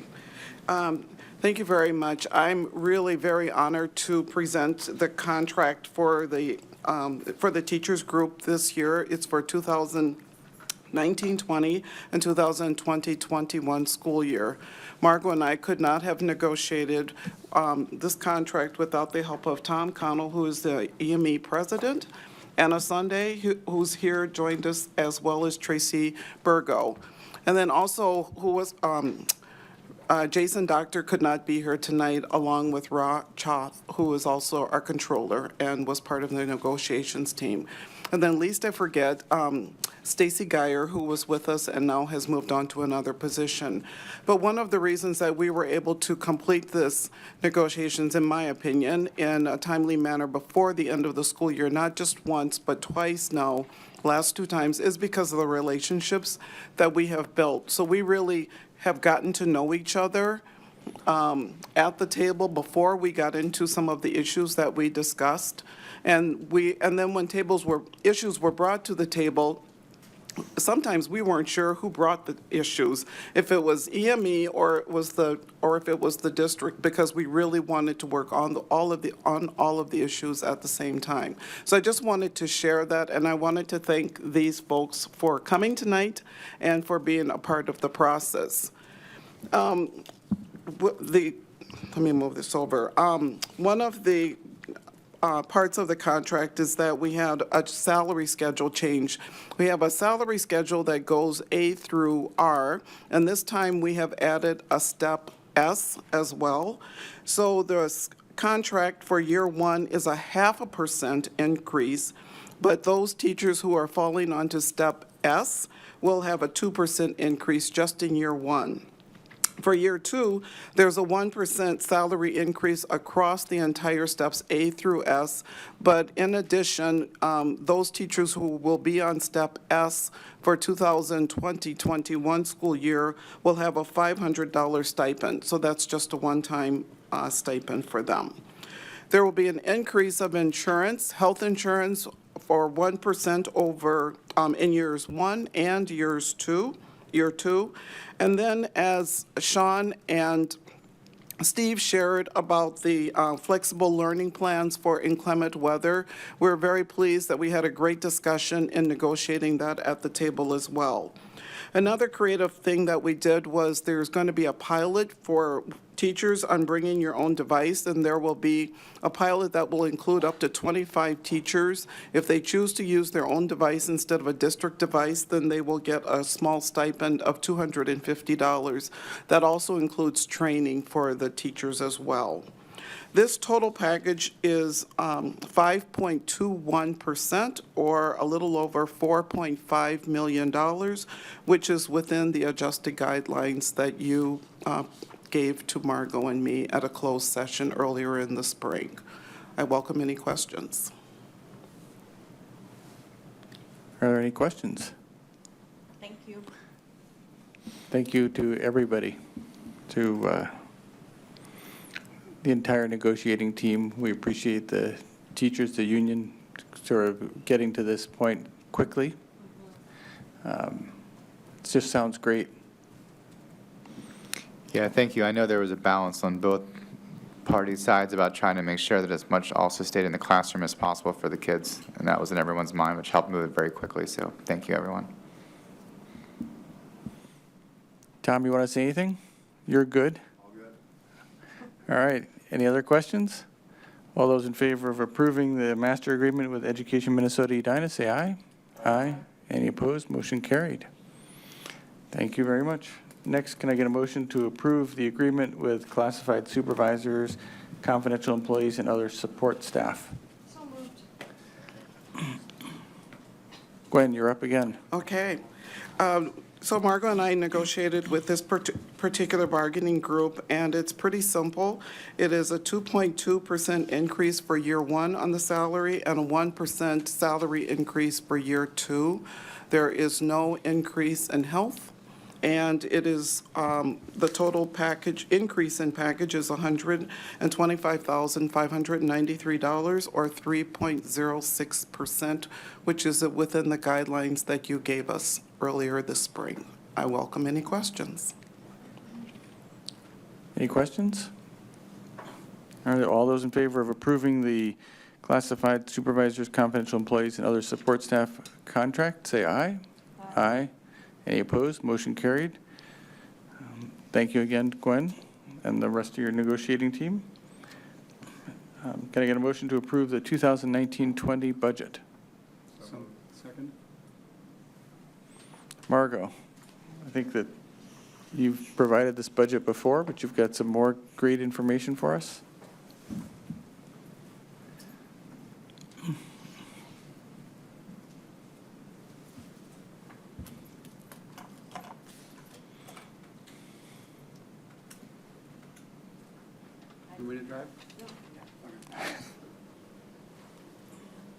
Good evening, Superintendent Schultz, Chair Wallen-Friedman, and School Board. I was thinking as I was walking in here tonight, because I calculate numbers, I believe this is at minimum my 70th budget presentation in my, not here in this district, but in total, overall. So anyway, I want to thank the school board, Finance and Facilities Committee, staff, administration, community, and most specifically the business office staff, because they, once you as a board have made all the overall big picture adjustments in March, the business office spends the next 8 weeks or more doing all the details and getting it all together. So it's quite a process, and they work really hard to do that. So here we are. Just a brief run through of the calendar. It's at least a 6-month process. And here we are in June for the budget approval. We're required by state law to approve a budget by June 30th. We will again update the budget in December. We use audit results and any updates in the fall that we know, either from actual staffing, because we have retirees and we're hiring throughout the summer. Any staffing changes, any enrollment changes, that kind of thing will be updated in December. I just throw in this chart on the formula allowance, and it hasn't been updated yet, but it will be for the results of this legislative session. So the dotted green line where it shows 2019's general ed formula at $6,312. For 1920, because of the legislative session, that'll be $6,438. And for 21, it'll be $6,567. Still below the rate of inflation, but certainly we made some progress this legislative session and are very appreciative for that. I'm going to go through a few of the parameters, and not only for the 1920 budget, which the majority of the information is the reduction plan you approved in March, but also then thinking ahead to 2021 and beyond. So I'll kind of talk about both here. The detailed budget document is only about 1920. So that's what you're approving tonight, is the 1920 budget. You're not approving a long-range plan or anything like that. I only provide that for informational purposes at this point. Enrollment is projected to be stable over the next 5 years, which is reflective of the demographic study we received in the winter from Hazel Reinhardt. Also, at the same time, I did make an update for kindergarten enrollment. We do have updated numbers for kindergarten. I'm happy to report those numbers are higher than they typically are at this time of year. We know that that will continue to change between now and September, but it's high enough that I could plan for a few more kindergarten students. So we do have that. The general ed formula allowance, as I said, the legislative session increased. We were planning in the parameters a 1% for 1920 and a 1% for 2021. And so that additional percent certainly will help in both of those years and ongoing, because there's a compounding impact of that percentage increase. The net impact for 1920, because another categoric revenue was reduced when it increased, was about $400,000, but the net impact for 2021 is a little over $1 million. So it really does help the long-range forecast. The operating referendum increase in 2021 will be just a little over $1.5 million. And then special ed revenue maximization, the federal and state, we always try to maximize federal special ed aid and formulas and partner them with the state special ed aid. And so it's just making sure on the expenditure and the revenue side we are using both formulas to the fullest to meet the needs of our students, as well as make sure we're tapping into all available sources of funding. The one calculation I do not have in the 1920 budget yet because the information coming out of the legislative session is too new yet, is any increase in special ed funding. They are changing the formula in multiple ways. It's very preliminary information, and it is possible that we could see some increased special ed funding, but more detail is needed. So my replacement and I have visited about that, and both he agrees. That's what he's currently doing in his district as well, and continue to monitor over the summer into the fall to see how that plays out. On the expenditure side, we have expenditure projections for lane changes and retiree savings. Actually, they about net each other out. One's a positive, one's a savings. The TRA rate increase, which is costed into the various bargaining units, that was statutory in last legislative session. It's about $100,000. Election costs is every other year when we have our board elections, or if we were to have any other sort of election. That's about $100,000. And our insurance renewals, actually, they offset each other. We saved on the workers' comp, and property liability went up. So it's also, the expenditures are reflective of the contract settlements that you just approved. I made sure that we got that information in there as well. And then now pause on the PowerPoint quickly just to, in your board packet, I'm not going to go through each financial statement or anything like that, but point out that the document has a narrative format. If you want just a high overview of the budget, what's changed from the previous year, a few charts, a few graphs. There's an enrollment chart in there as well. I talked about those assumptions. Then the financial section has more detailed financial information, also provides 4 years of history and the 1920 budget on the individual funds. And then the informational section provides even more detail, sorted in different ways for revenue and expenditures. So you can find reports that show revenue by fund, expenditure by fund, revenue by building, expenditure by building, revenue by program, expenditure by program, or what we call object, which would be a type of salary or type of benefits or supplies, or what we would call finance, which is state funding or federal funding or that kind of thing. So all sorts of detail in there. The area, and we did go through this in more detail at the Finance and Facilities Committee last Monday. Pages 15 and 16 provide information on beginning fund balance and ending fund balance and the changes. They're very similar pages. They have the same information sorted in a different way. Page 15 provides detail on our various types of fund balances. Some are required from governmental accounting standards and state requirements. Some are by board policy, but it provides you much more detail about those fund balances. Page 16 provides less detail on the individual fund balances, but more detail on the types of revenues and expenditures. And then there, like I said, there's more detailed worksheets on each individual fund with the history associated with them.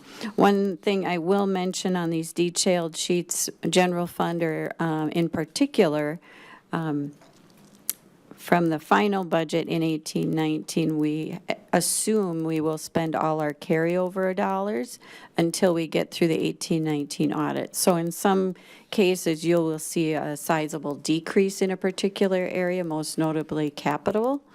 And that's due to, we're still planning 100% of the carryover being spent in 18-19, and we know that that will not occur at, and we'll adjust it once the audit's done. We have a variety of charts here on revenue and expenditure history. I won't go through each one of those individually. The major variance that can happen in these is any changes in capital expenditures. The major source of funding that we have is from the state, and that of the state component, 53% is the general ed formula. We are lucky. We have a very supportive community. 28% is property taxes. We are providing a service to our students, and as such, the majority of our expenditures are salary and benefits, 84%. Of that salary and benefit area, our largest group is the teachers, and then we have clerical custodial drivers, paraprofessionals, and administration. Another way of looking at our expenditures is by program. And if we look at instruction for regular instruction, special ed, and our pupil types of support services, 81% of our budget goes to those categories. So either direct student support or other pupil types of support services, and that is really good. I mean, we are spending our dollars as close as possible to the students. This is a nice history comparison on revenues and expenditures per ADM or students. Compares Edina to the Lake Conference average to the state average. There can be unique reasons within a district why a district might be higher or lower in any given area. So if you ever have a question about it, ask me. The most up-to-date data right now from the state is 17-18.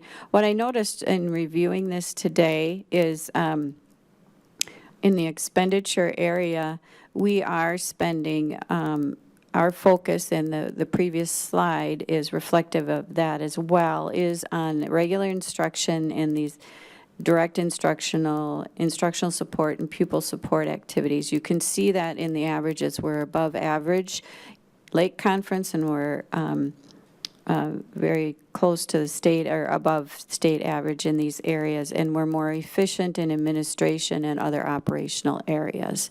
And that's reflective of how we align our dollars annually in our budget process. So as I said, in the beginning, the update to the long-range plan, those assumptions that I'm using at this time, it's not a decision-making time on anything beyond 1920, but I did want to provide an update because the legislative session impacts 1920. And also just to show the visual of, it's hard as a board to make the decision to make budget adjustments. And I always like to show the results of your decision, how that impacts in an ongoing way. And the combination here of, so the green line that goes down significantly is if we had done nothing, if the legislature didn't increase the formula above our parameters, and we did not make any adjustments in March. And then let's see here. And the red line shows then with this 1920 budget that is presented before you with the increase from the legislature with our own reductions. And I'm happy to report that the unassigned fund balance, excluding capital, is above 6%, just slightly at 6.3, and then into 2021, likely, if all assumptions maintained, should be somewhere between 6.25, 6.5, or somewhere in that range in 2021, but that all is dependent how the audit comes out. It depends on many variables, so don't hold me to that number.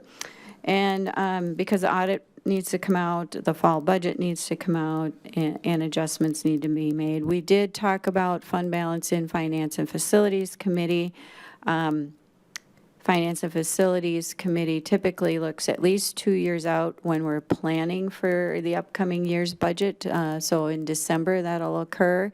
And there have been times where the Finance and Facilities Committee has recommended, even if the current upcoming year didn't show a reduction, has recommended a small reduction because the next year does. And I'm not recommending that right now. I'm just saying that here in June is not the time where we would list a reduction or not. There's information that starts in November and December when we do that again. So, but the good news is we're a little bit above 6%, and that's where we targeted to be. And so That's excellent news for June 17th, 2019. And with that, I think the next steps are to monitor the results of the legislative session, most specifically the special ed funding, and complete the 18-19 audit and see how all of that impacts the 19-20 budget and the future budgets beyond that, and then do the final budget in December. Any questions?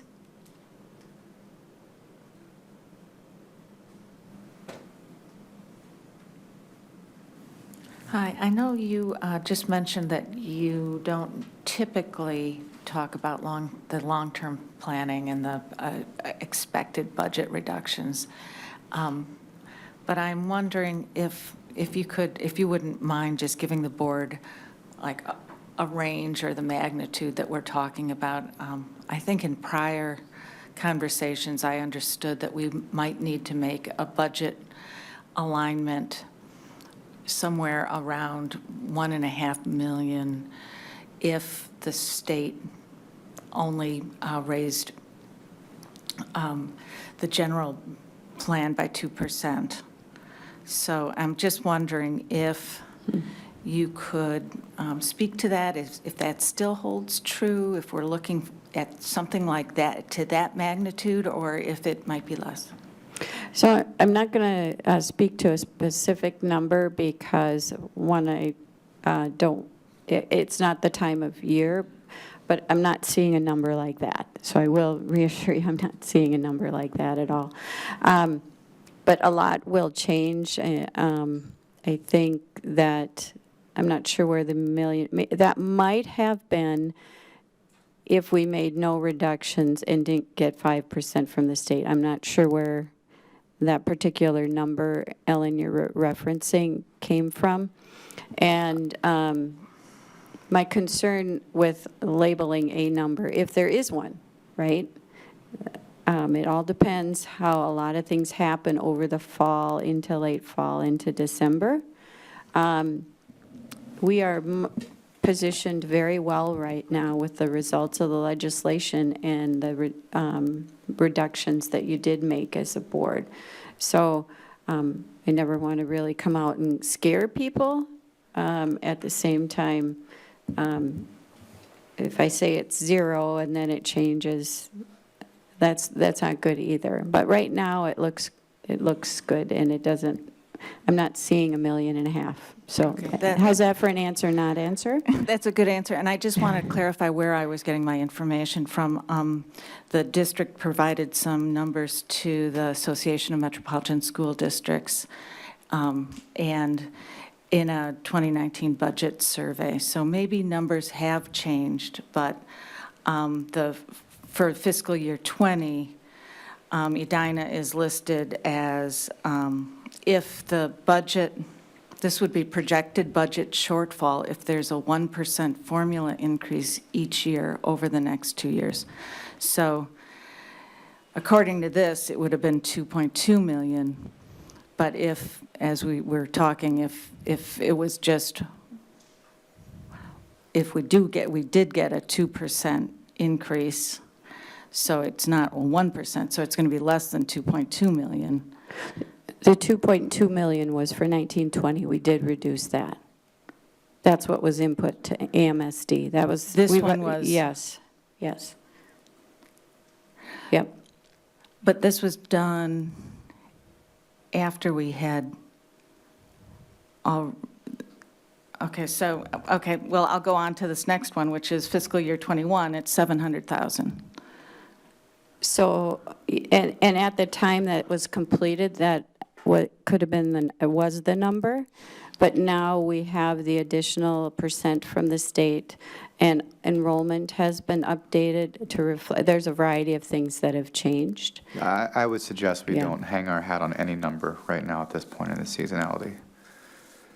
Both from those publications or even making estimates now. There are many moving factors over the course of the year. We had some nice tailwinds from the decisions made last year, from the way that the state responded, from some of the planning effects that are now having a compounding benefit.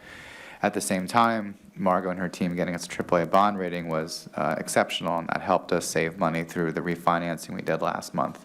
That's another tailwind.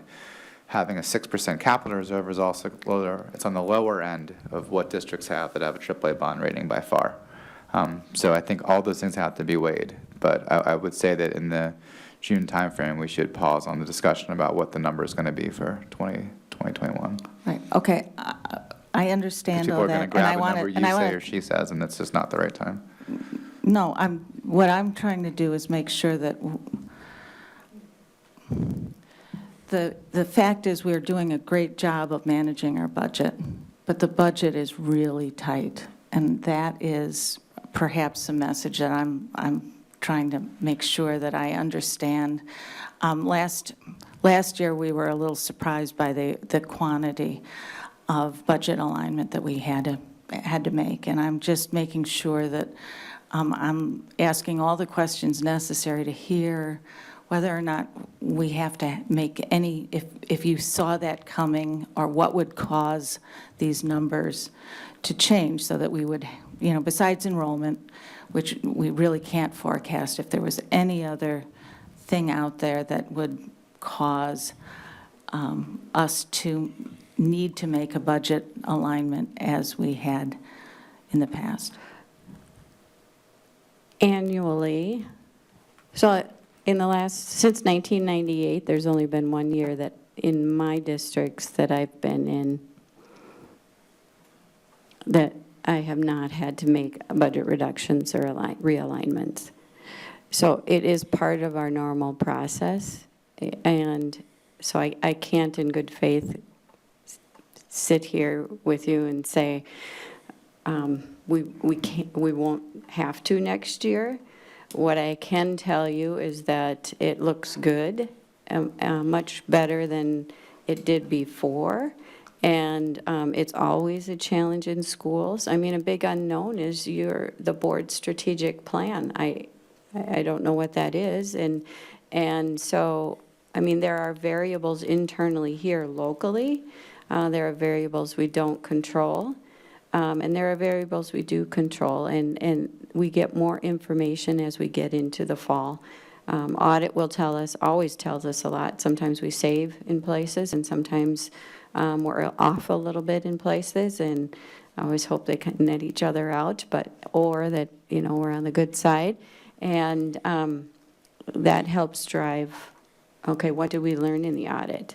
Did we save in more areas? And we need to adjust in 18-19 because we really aren't spending to the level we thought, and maybe in other areas we are. So it's a process.